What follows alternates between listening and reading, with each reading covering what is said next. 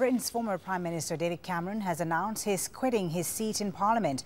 Cameron says he doesn't want to cause a distraction to the new government led by Theresa May. Cameron quit as Prime Minister after the Brexit vote in June, after he campaigned to remain in the European Union. He hasn't announced his future plans.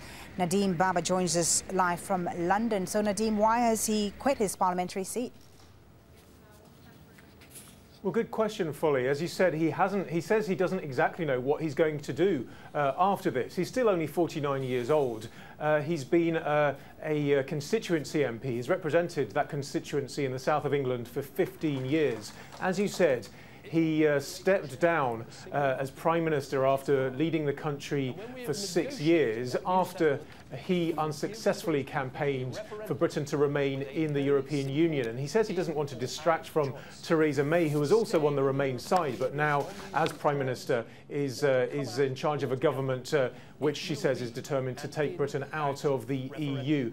There's been a reaction from David Cameron's former Foreign Secretary, William Hague, who also went through a period as a so-called backbencher MP himself before coming back into to government. He said that former Prime Ministers are either accused of doing too little or of being a distraction. So sympathy from some quarters. But a lot of commentators are saying David Cameron would inevitably, in the near future, be asked for his thoughts not only on the handling by the government of the Brexit negotiations, but on things like education reform.